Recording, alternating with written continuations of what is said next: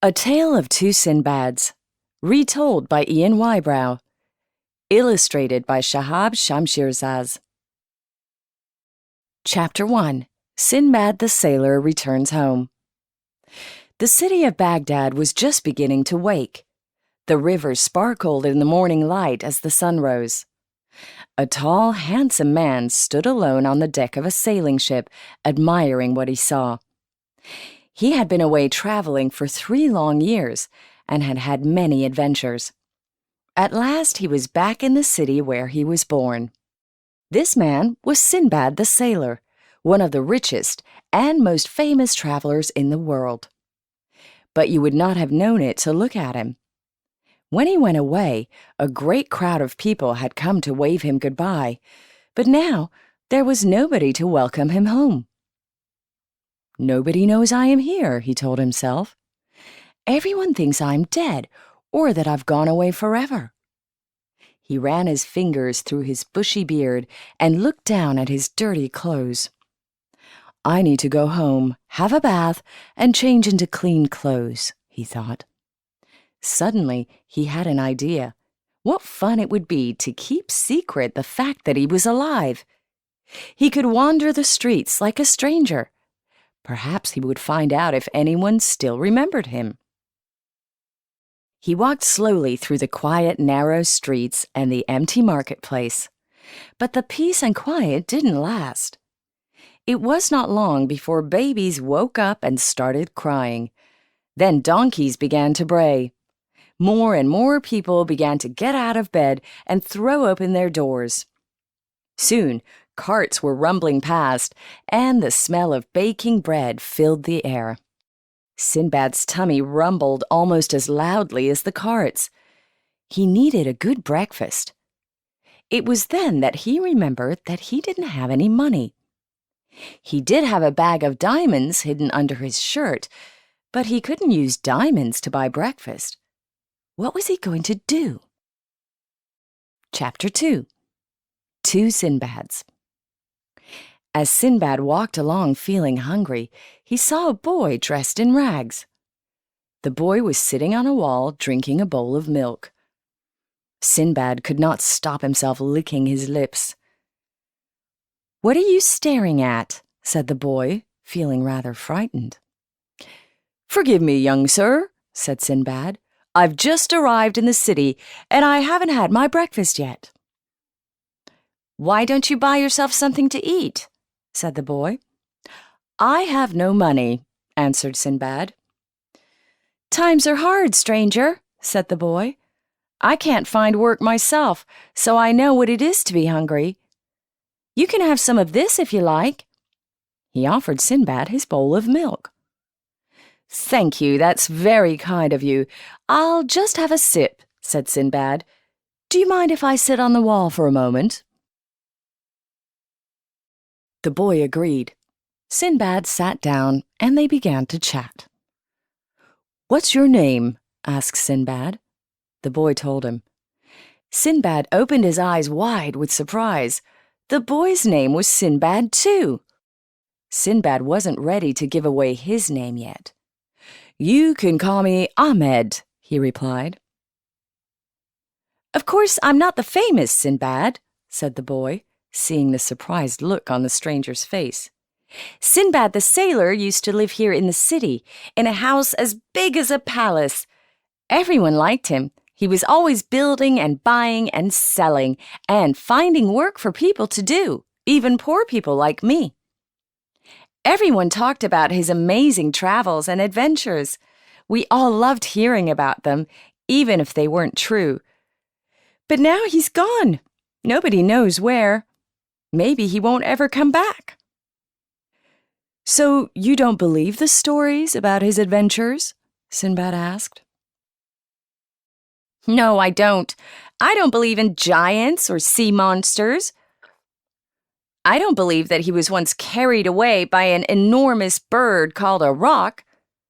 People say that the roc was so big that it laid eggs the size of an island," laughed young Sinbad. "And people also say he was always giving diamonds to the poor. I can believe that he would give away a few coins, but why would a rich man give diamonds to beggars?" Said Sinbad with a twinkle in his eye. "I know a good story about Sinbad the sailor. Would you like to hear it?" "Oh, yes, Ahmed, I like a good story," replied young Sinbad. "But first, have another drink of milk." Sinbad started to tell the story of how 3 years ago he had left his comfortable home in Baghdad and bought a splendid ship, gathered a crew to sail it, and set out to look for treasure in unknown lands.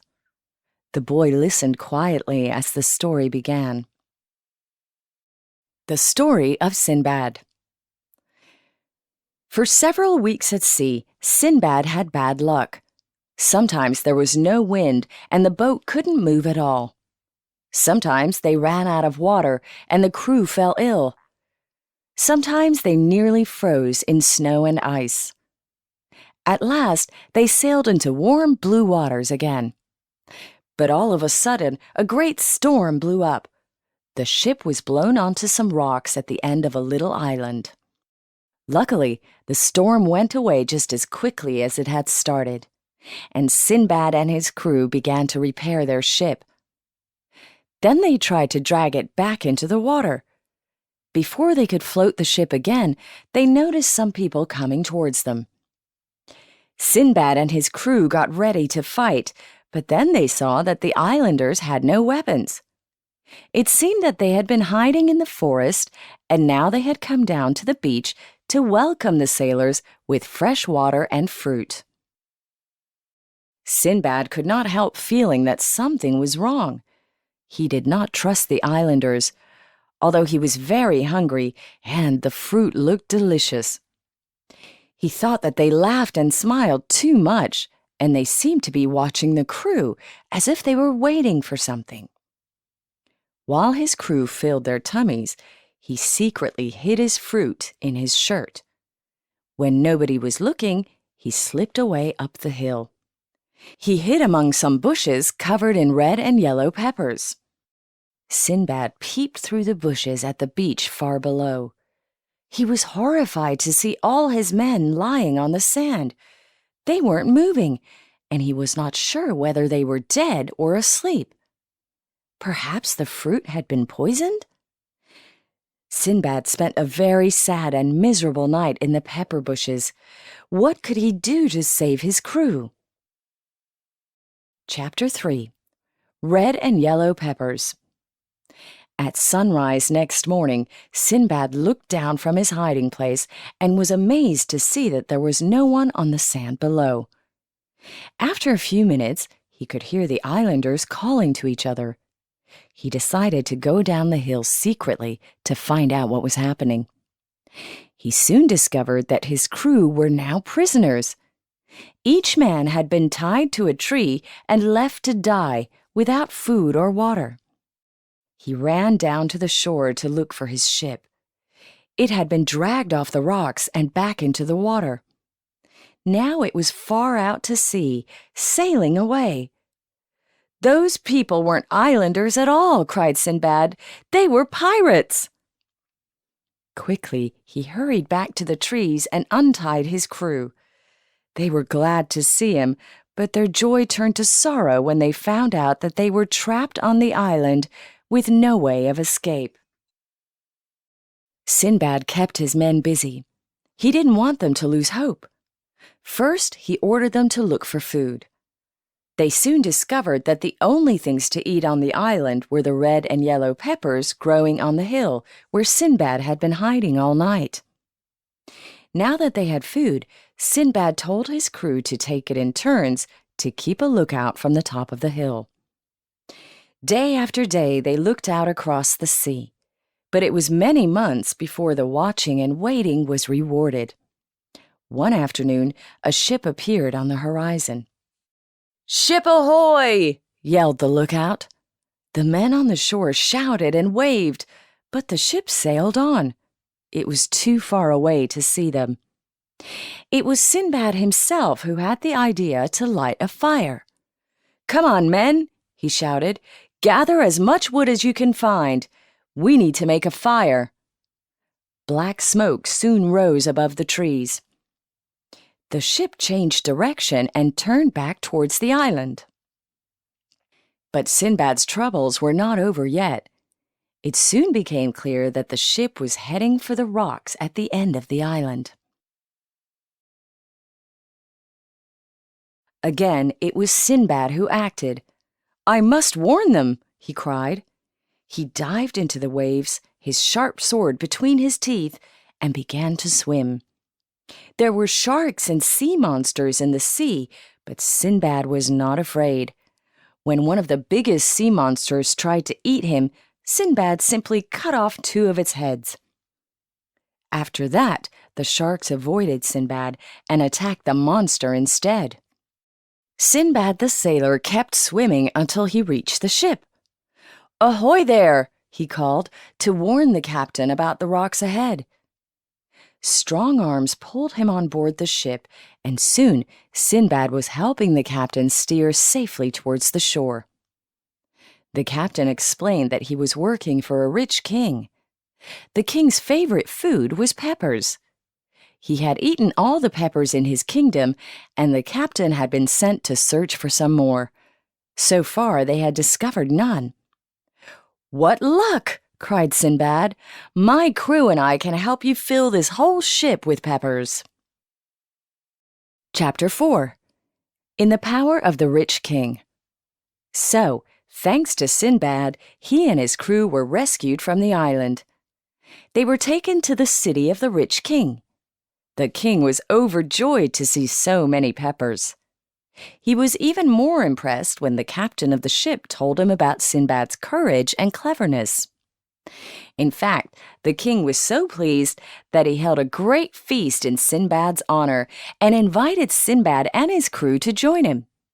He also presented Sinbad with a bag of diamonds. What a pity that the king was so greedy. He ate such a lot of peppers at the feast that he got a terrible pain in his tummy. The king began to shout and scream, "Help! Sinbad has poisoned me!" He ordered his guards to take Sinbad away and lock him up. Once again, Sinbad thought quickly. He hid some bread and his diamonds under his clothes before the guards took him away and locked him in a dark cave. Days passed in darkness, and Sinbad could not think of any way to escape. Then one day, when his food was almost finished, Sinbad heard the sound of whimpering. He reached out his hand and felt the soft fur of an animal. It was a fox. The poor animal was thin and weak from hunger. "Poor little fox," said Sinbad. "You are in as bad a state as I am." And Sinbad gave the fox his last piece of bread. The fox was grateful, and he licked Sinbad's fingers. Then the fox let Sinbad hold on to his tail and led him along a dark, narrow tunnel. In a little while, Sinbad could see daylight and smell fresh sea air.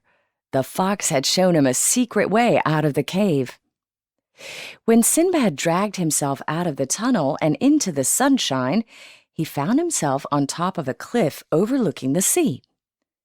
He took the biggest diamond out of his bag and held it up between his finger and thumb so that it caught the sunlight. It flashed and sparkled so brightly that it was seen by a passing fishing boat. The fishermen came to his rescue, and he gave them a few of his diamonds to take him to another country. From there, after many difficulties, and after sailing in many different ships, Sinbad was at last able to return to Baghdad. And he still had most of his diamonds. Chapter 5. Enjoy the rest of your milk. When Sinbad the sailor came to the end of his story, he turned to the boy, who shared his name, and said, "Do tell me, what do you think of that story? Do you believe it?" Again there was a twinkle in his eye. Young Sinbad laughed. He said that he had enjoyed this story very much, although he wasn't sure whether the pirates and the king who loved peppers and the sea monsters really existed. But Ahmed, I'll tell you the part I liked best, said young Sinbad. I enjoyed it when the fox helped Sinbad the sailor get out of the cave. I don't believe any of it, but I wish things happened like that in real life. Perhaps your wish will come true just as Sinbad's did, said the man who called himself Ahmed. What do you mean? Asked young Sinbad. Well, you were kind enough to share your breakfast with a hungry stranger, said Sinbad the sailor. Maybe you will get the help that you need.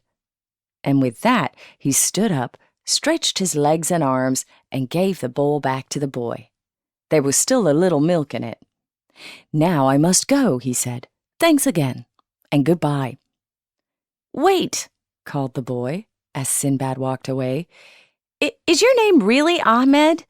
Where did you come from? How did you hear that story? Who are you? What a lot of questions, Sinbad called back. Ahmed is just one of my names, but most people call me by your name, Sinbad. Sinbad? Laughed young Sinbad. You'll be telling me next that you are the rich and famous Sinbad the sailor. But look at you. You don't look like a rich and famous person. Good luck. Enjoy the rest of your milk. With that, Sinbad waved and joined the crowds of people on the street. Young Sinbad waved back. Suddenly he felt sad. What was he to do now? He had no money and no work. Perhaps I should join a ship and sail away and have some adventures, he thought. He lifted his bowl to finish his milk. As he did so, he heard something rattle in the bowl. Something hard tapped against his teeth. What could it be? He looked into the bowl and was amazed to see something that sparkled so brightly in the sun that he had to close his eyes. He looked again, and there it was, an enormous diamond. "Come back!" young Sinbad yelled, jumping to his feet. He ran as fast as his legs would carry him up the street and round the corner. He didn't stop running until at last he caught up with the tall, handsome man with the bushy beard. "Sinbad!" he shouted. "Wait! I'm sorry I didn't believe you, but you've dropped this. You must really be Sinbad the sailor after all." "Hush!" said Sinbad quietly. "This is our secret. You remember the fox in the story, don't you?" Young Sinbad nodded. It was his favorite part of the story. "And the fox wanted to help me because I was kind to him, didn't he?" "Well, I agree with him. Kindness should be rewarded. That's why I want to help you. Keep the diamond. It will give you the chance to make a better life for yourself. Good luck." And with that, Sinbad the sailor disappeared into the crowds. A Tale of Two Sinbads. After 3 years of adventures, Sinbad finally returns home. Will anyone recognize him?